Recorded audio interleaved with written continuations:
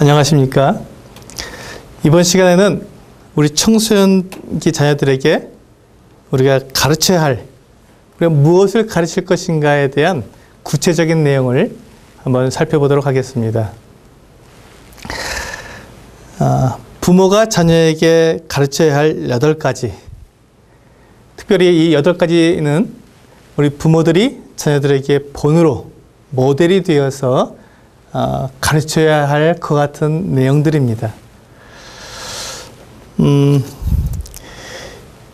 첫 번째, 이 8가지 내용을 살펴볼 때 첫 번째는 바로 자녀가 하나님을 경외하도록 가르치라라는 내용입니다. 우리는 자녀가 하나님을 경외하도록 가르쳐야 합니다. 우리가 요셉의 이야기, 또 다니엘과 그 세 친구의 이야기를 잘 알고 있지 않습니까? 그들은 모두 청소년기에 아주 불행한 환경에 놓였던 사람들이었습니다. 그들은 다 외국으로 노예로 끌려간 그 같은 경험이 있는 사람들이었습니다. 요셉은 형들에게 배반을 당해서 형들에서 팔려서 애굽으로 내려가 노예가 되었습니다. 다니엘과 세 친구는 그 나라가 바벨론에게 침공을 당해서 이제 나라를 잃어버리고 포로가 되어서 바벨론으로 끌려가 노예가 되도록 바벨론으로 끌려갔던 것입니다. 이 요셉과 다니엘의 그 친구들의 공통점은 비록 여기에서만 끝나지 않고 있습니다.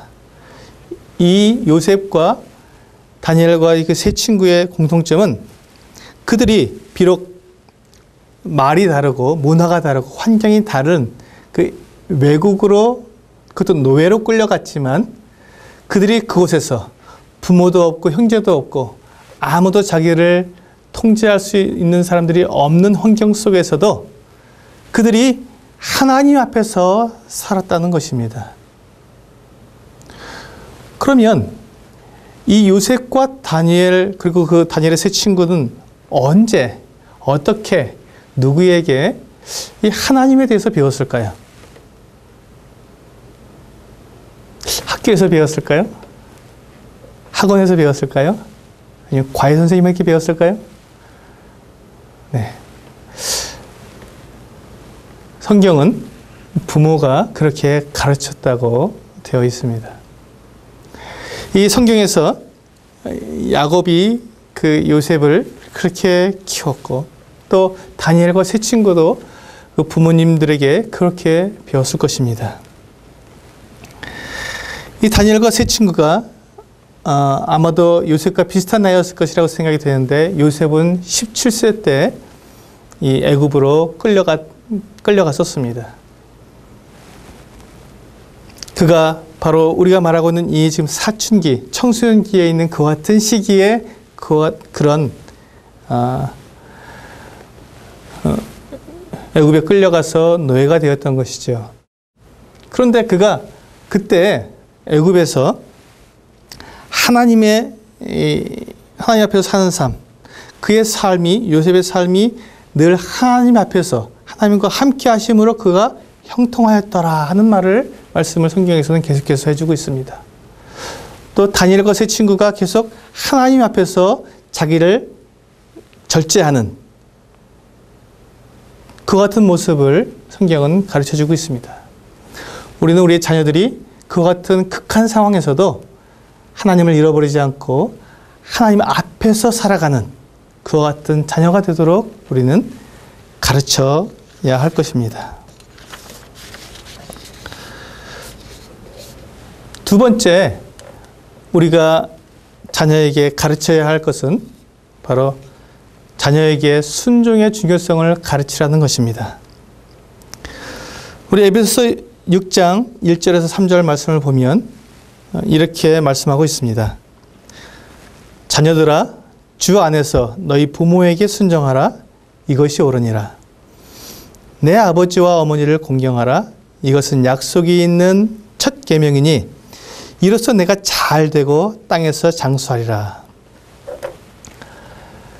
부모에게 순종하고 위에 있는 권위에게 순종하는 것은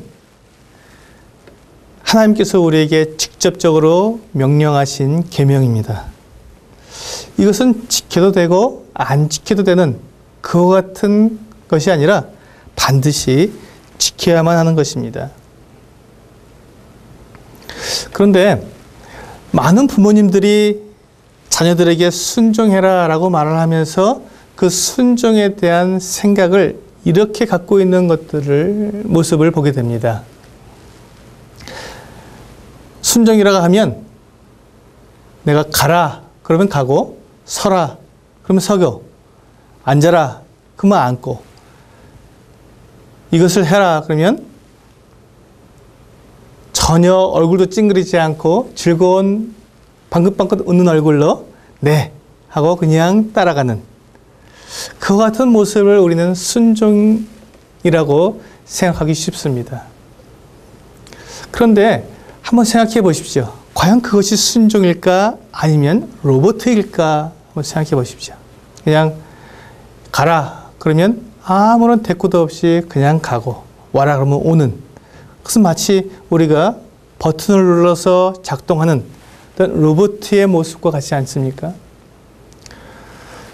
저는 이 순종을 생각하면서 순종은 그냥 아무 생각 없이 부모님이 말씀하신 것이기 때문에 전혀 내 생각과 다를지라도 그냥 무조건 네 하고 움직이는 것이 저는 순종이라고 생각하지 않습니다. 그것보다는 그것이 과연 옳고 그른지를 내가 생각해 보고 부모님에게 내 생각과 다르면 그것에 대해서 말씀을 드리고, 그럼에도 불구하고 부모님이 말씀하신 것이 더 옳다고 생각되면 아 그렇구나 하고 따르는 것. 또 때로는 내 생각과 부모님의 생각이 다르지만 그래도 부모님께서 나에게 그래도 순종할 것을 말씀하시기 때문에 제가 부모님과 생각이 다르지만 하지만 부모님이 말씀하시기 때문에 그렇게 하겠습니다 라고 말하는 것. 저는 이것이 순종이라고 생각을 하고 있습니다. 그러니까 우리가 부모님들이 자녀에게 어떤 것을 요구했을 때 아이가 전혀 무반응으로 그냥 그대로 움직이는 것을 순종이 아니라 아이가 비록 싫은데요, 왜 꼭 해야 돼요? 라고 이렇게 말을 할 때 그것이 불순종이 아니라는 것이죠. 그것은 그 순종을 해야 할 그 이유, 그 일을 해야 할 이유를 아이가 찾고 있는 것이고 과연 내가 꼭 해야 되는지 안 해야 되는지를 알아보기 위한 아이의 반응이라는 것입니다. 그런 반응이 나왔을 때 우리는 아이에게 그렇게 순종해야 되는 것을 더 정확하게 알려주고 그 아이가 순종하도록 이끌어 가야 한다는 것입니다. 그리고 이 순종은 분명히 이 부모에 의해서 부모가 더 큰 권위에 순종하는 모습을 보면서 자녀가 그 순종을 따라가게 됩니다. 예레미야서 35장에는 레갑 족속이 나오고 있습니다.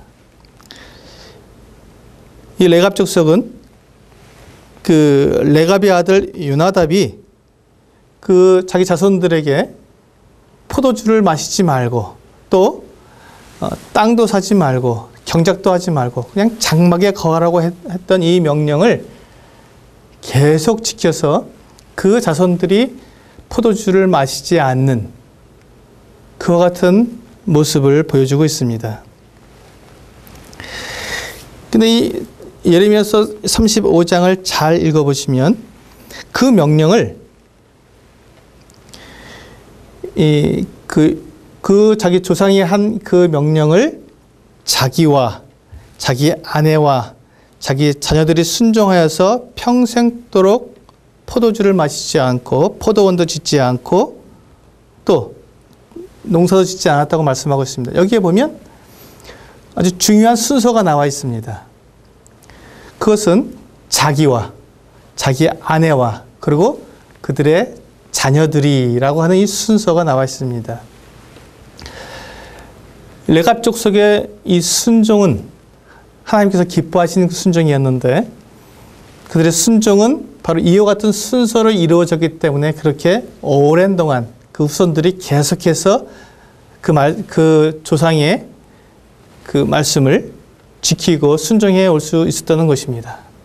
바로 남편된 내가 먼저 그 조상의 말에 순종하고 또 그의 아내가 그 말에 또 순종하게 되고 그렇게 남편과 아내가 그 말에 순종하고 있을 때 또 그 자녀들이 또 순종하게 되는 이와 같은 순서를 따라서 순종의 모습을 순종이 이루어져 나가게 될 때 바로 이 순종이 온전한 순종으로 이루어졌다는 것입니다. 우리 자녀들이 부모에게 순종할 수 있도록 가르치는 가장 중요한 것은 부모가 먼저 위에 있는 권위 하나님께 순종하고 또 하나님께서 세우신 권위들에게 순종할 때 우리 자녀들은 그 부모님께 또 그들도 역시 마찬가지로 하나님께서 세우신 권위 아래 순종하는 자녀들이 될 것입니다.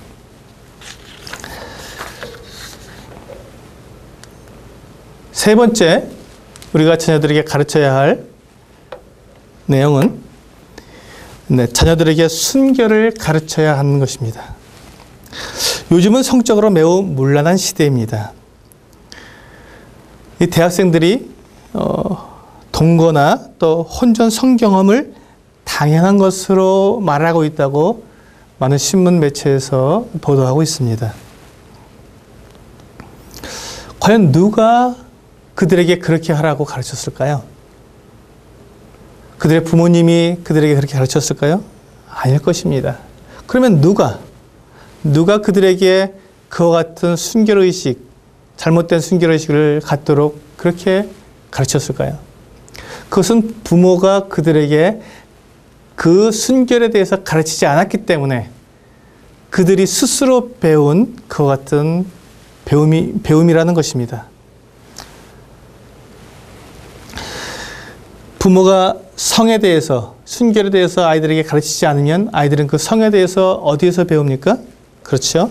우리 자녀들은 인터넷에서, 그리고 영화에서, 또 불량 만화에서, 또 성인 잡지에서, 또 스포츠 신문에서 우리 자녀들이 바로 그러한 다른 매체를 통해서 성에 대해서 배우게 된다는 것입니다.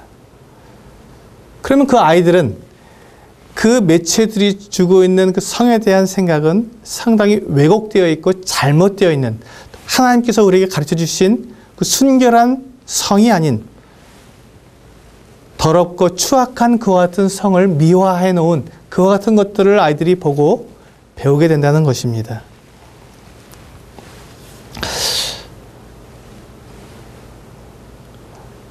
우리가 그 아브라함의 조카 롯의 모습을 생각해 볼 수 있습니다. 롯이 이제 그 소돔과 고모라에서 하나님께서 소돔과 고모라를 심판하셨을 때 그가 소돔과 고모라에서 불 가운데서 겨우 빠져나왔습니다.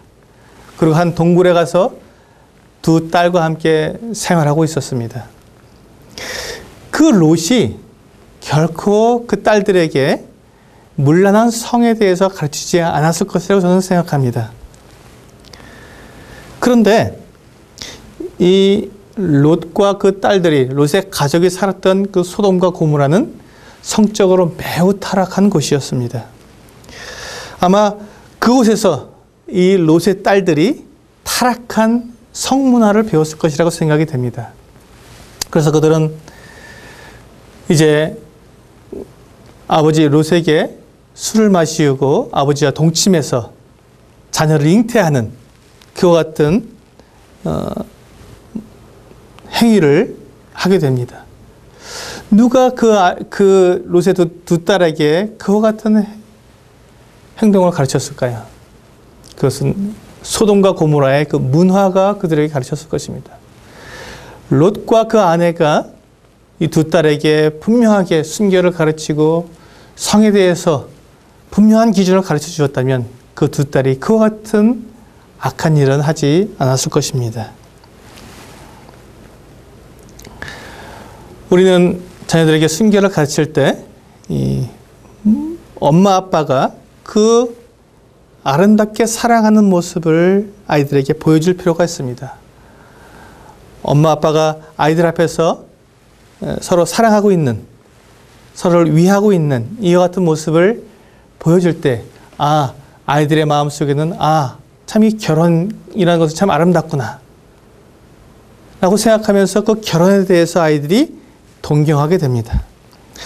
그러면서 이 특별히 아버지의 역할이 참 중요한데, 이 아버지가 그 자녀들을 스킨십을 해줄 때 아이들은 굉장히 그 편안함을 누리고 또 이 성적으로 만족을 이렇게 누리게 된다는 것입니다. 그 특별히 이 딸을 키우는 그 아버지가 딸에게 이 적당한 스킨십을 해주었을 때 그 여자아이들이 그 다른 남성에게 끌리는 그와 같은 마음이 줄어들게 되고 또 거기에 대한 동경이 없기 때문에 아이들이 성적인 유혹을 덜 받는다고 합니다. 앞에서 그 요셉에 대해서 말씀드렸었는데, 이 요셉이 그 혈기왕성한 청년의 시기에 이 보디발의 집에서 이 노예 생활을 하고 있었지만, 그때 이 보디발의 아내가 이 요셉을 연모하게 되어서 요셉과 동침하자고 했을 때 요셉은 그것을 분명하게 거절했습니다. 그가 거절했던 것은 바로 하나님 앞에서 어떻게 내가 그와 같은 악을 행할 수 있겠느냐라고 말하면서 그가 이 보디발의 아내의 유혹을 물리칩니다. 요셉은 분명하게 자기의 순결에 대해서, 성에 대해서 잘 알고 있었던 사람이었던 것 같습니다. 그렇기 때문에 그와 같은 유혹, 그 청년의 시기에 받을 수 있는 정말 거절하기 어려운 그와 같은 유혹을 단호하게, 하나님께서 이 성적인 불결함이 얼마나 하나님께서 미워하시고 하나님께서 큰 죄인지 그가 배워서 알고 있었다는 것입니다. 우리가 우리의 자녀들에게도 동일하게 이와 같은 순결에 대해서 분명하게 가르쳐줘야 할 필요가 있는 것입니다. 다음으로는 자녀에게 돈에 대해서 가르쳐야 합니다. 이 돈에 대해서 아이들에게 경제에 대해서 가르칠 때 가장 우선하는 것은 바로 이 헌금에 대한 부분입니다. 우리 자녀들에게 이 헌금에 대해서 먼저 가르쳐 주셔야 합니다. 이 헌금은 교회의 한 지체로서 마땅히 감당해야 할 역할이고 어찌 보면 특권이기도 합니다. 그 아이들이 자기들이 받은 용돈, 또 자기들이 그 가지고 있는 이 돈을 잘 관리를 하는데 우선적으로 이 헌금할 수 있도록 그렇게 가르쳐 줘야 합니다. 그리고 난 다음에 자기가 꼭 필요한 것에 쓰게 하고, 저축하게 하고, 꼭 필요한 것에 쓰게 하고, 그리고도 남은 것을 가지고 이제 자기가 하고 싶은 것을 하도록, 그렇게 그 우선순위를 정해서 경제적인 것들을 돈을 관리를 할 수 있도록 가르쳐 줘야 합니다.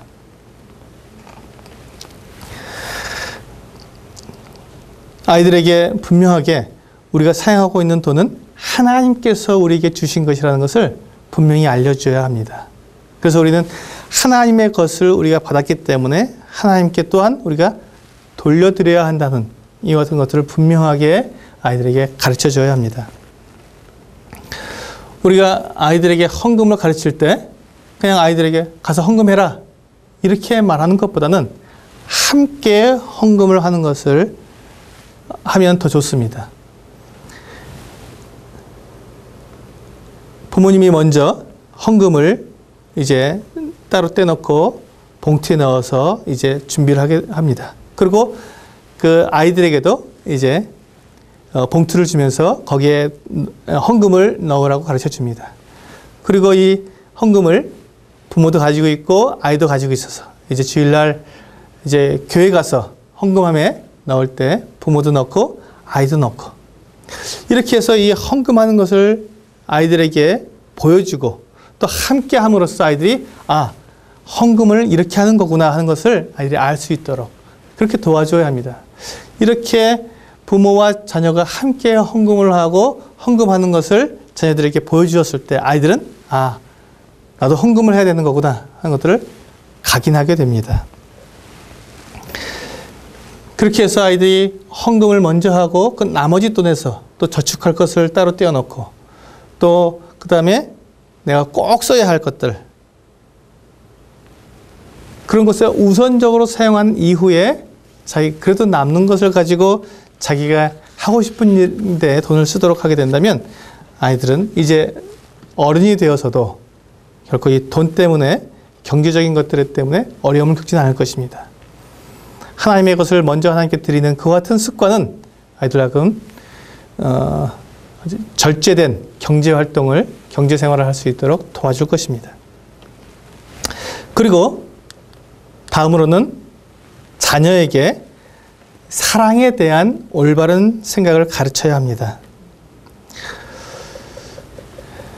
사랑 그러면 우리는 일반적으로 어떤 느낌, 짜릿함, 황홀함 이런 어떤 감정으로 생각하기가 참 쉽습니다.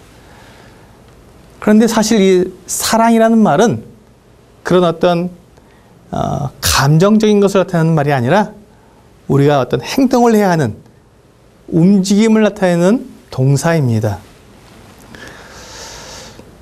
그래서 많은 사람들은 이 사랑을 짜릿한 것, 주고받을 수 있는 것, 느끼는 것 이렇게 생각하기 때문에 나를 좀 사랑해줘. 난 너를 사랑해 라고 말할 때 어떤 것을 주고받는 것처럼 이렇게 생각하기 쉽습니다. 그 사랑을 받으면 내가 뭔가가 막 황홀하고 짜릿하고 이렇게 생각하기 쉽다는 것이죠. 그리고 내가 다른 사람을 사랑할 때 나도 기분이 좋고 막 뭔가 이렇게 애틋하고 이런 느낌이 들 것이라고 생각하기 쉽다는 것입니다. 그래서 많은 그 연인들이 이렇게 서로 그 데이트를 할 때 막 서로에게 집중을 합니다. 그리고 상대방에게 막 이렇게 많은 것들을 희생하며 베풉니다. 그러면서 내가 당신을 사랑합니다. 내가 자기를 사랑해 라고 말하면서 막 이렇게 사랑을 주고받습니다. 그렇게 이제 연인 기간이 끝나고 너무너무 사랑해서 이제 결혼하게 되었을 때 결혼하고 나면 어떡합니까? 이제 내가 당신이 나를 사랑한다고 해서 내가 당신과 결혼해 주었으니 이 나를 좀 사랑해 보세요 하면서 이제 자기를 사랑해 달라고 이렇게 요구하게 됩니다. 그런데 나만 그렇게 요구하는 것이 아니라 배우자도 당신이 나를 사랑해서 나랑 결혼했으니까 나를 사랑해 주세요 하고 또 그렇게 요구한다는 것입니다. 이것은 사랑에 대한 오해 때문에 일어난 것입니다.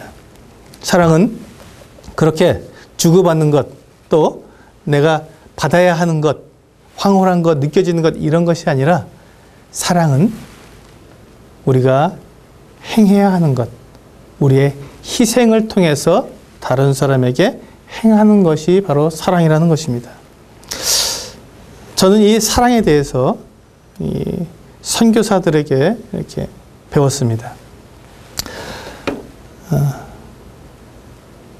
미국 엠마오 성경학교 전 교장이자 이 한국 이 선교사였던 이 화이자 선교사가 이제 한국에서 60년대에 선교 활동을 하고 80년쯤에 이제 본국으로 선교 활동을 마치고 돌아가게 될 때 홀트 아동복지회에 가서 한 여자아이를 입양을 했습니다. 그래서 그 입양한 아이를 데리고 이제 미국으로 건너가서 그 아이를 잘 양육을 했습니다. 지금은 그 아이가 한 30세쯤 되었습니다. 제가 그 화이자 선교사의 그 양딸의 사진을 본 것이 한 6년 전인가요? 그래서 한 25살 정도의 그 사진을 보았습니다. 그런데 굉장히 예쁘고 아주 잘 자랐습니다. 근데 홀트 아동복지에서 입양한 이 딸은 정상 아이가 아니었습니다.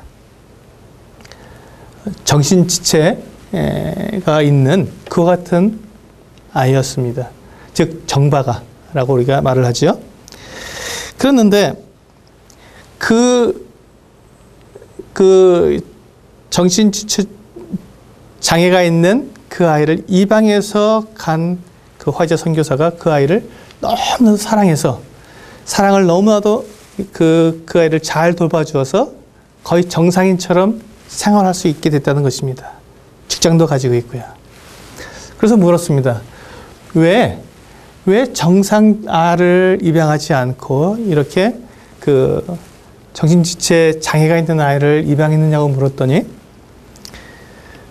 내가 아니면 이 아이를 누가 그와 같은 하나님의 사랑을 가르쳐 줄 수 있겠습니까? 이 아이가 하나님의 사랑을 배울 수 있는 길이 바로 우리와 같은 그리스도인이 아니면 누가 그렇게 할 수 있겠습니까? 라고 대답을 하셨습니다. 그 이야기를 들으면서 굉장히 마음에 감동이 되었습니다. 이렇게 사랑은 우리가 받는 것, 주고받는 것이 아니라 다른 사람을 위해서 우리가 희생하면서 그에게 행해주는 것. 그래서 그를 온전하게 하고 그를 행복하게 하고 그로 하여금 하나님을 알 수 있도록 도와주는 그 행동이 바로 진실된 사랑이라는 것입니다. 우리가 우리 자녀들에게 그와 같은 사랑을 가르쳐줘야 합니다. 어떻게 해요? 부모가 먼저 그와 같은 사랑을 하는 것을 보여줌으로써 말입니다.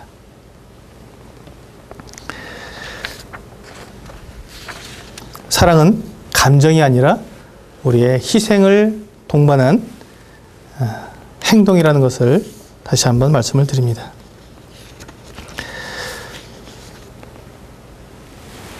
여섯 번째로 우리가 자녀들에게 가르쳐야 할 것은 자녀에게 혀를 다스리는 법을 가르쳐야 합니다. 하나님의 말씀은 우리에게 듣기는 속히 하고 말하기는 더디하라고 말씀하고 있습니다. 또한 혀를 제갈먹이라고도 말씀하고 있습니다. 입술에 파수꾼을 세워달라고 기도하는 모습도 보입니다. 그리고 어그러진 말, 누추하고 더러운 말, 험담, 남의 말 하는 것, 이런 것들은 하나님 말씀에서 금하고 있는 내용들입니다. 그런데 종종 교회 안에서 보면 아이들이 듣건 말건 그 앞에서, 아이들 앞에서, 우리 자녀들 앞에서 다른 성도의 흉을 보는 그 같은 모습을 볼 때도 있습니다. 또 아이들 앞에서 부모가 이 선생님에 대한 흉을 보는 경우도 있습니다. 또 선생님들에 대한 인격을 모독하는 그런 말을 하는 경우도 있습니다. 뭐 그딴 선생님이 다 있어? 야, 니네 선생님 참 웃긴다, 야. 이렇게 아이들 앞에서 이런 말을 하게 되면 아이들이 그런 말씀을 들으면서 그런 부모의 그와 같은 태도를, 그런 말을 들으면서 이 선생님도 우습게 보고 또 다른 성도들, 교회 안에서 다른 성도들도 우습게 보게 된다는 것입니다. 그런데 이 아이들이 참 그 부모님들에게 또 어떤 말을 듣냐면 너희는 하나님을 사랑해라. 그리고 교회에서 너희가 최선을 다해서 섬겨라. 하나님을 예배하라. 또 성도들을 사랑해라. 이런 말을 듣습니다. 한쪽에서는 험담하는 말을 듣고 또 한쪽에서는 사랑하는 말을 듣는 이 아이는 이제 괴리감을 느끼게 되는 것이죠.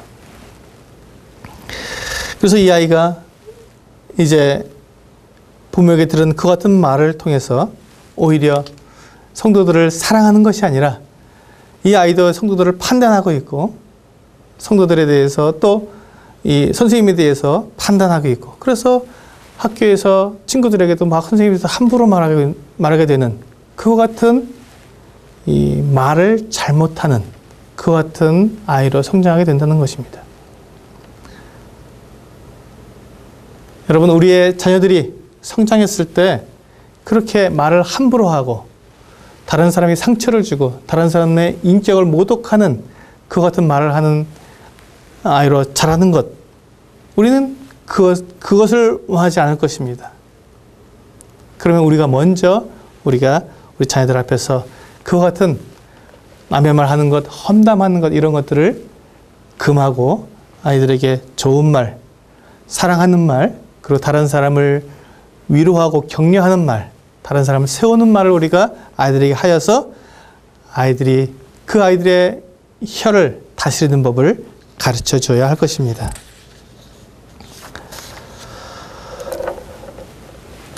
일곱 번째로 우리가 자녀들에게 가르쳐야 할 것은 자녀들에게 일을 가르쳐야 합니다. 잠언 6장 9절에 보면 게으른 자여 내가 어느 때까지 눕겠느냐, 내가 어느 때에 잠이 깨어 일어나겠느냐 라고 말씀하고 있습니다. 좀 더 자자, 좀 더 졸자, 손을 모으고 좀 더 눕자 하면 내 빈궁이 강도같이 오며 내 곤핍이 군사같이 이르리라 하고 10절과 11절에서 말씀하고 있습니다. 우리의 자녀들이 성장함에 따라서 우리는 그 자녀들이 할 수 있는 일을 맡겨야 합니다. 아이들의 그 연령에 따라서 어렸을 때는 뭐 청소하기, 또 걸레질하기, 또는 뭐 빨래 개기, 이런 일들도 맡길 수 있습니다. 그럼 좀 더 성장하게 되면 설거지도 하게 할 수 있겠고요. 또 중요한 일, 또 이제 성장함에 따라서 힘들고 어려운 일도 맡길 수 있을 것입니다. 그런데 왜 아이들에게 이와 같은 일을 가르쳐야 할까요? 그것은 우리 자녀들이 집안에 속한 일들을 하게 될 때 자기가 그 가족의 한 구성원이라는 소속감을 분명하게 느끼게 되기 때문에 그렇습니다.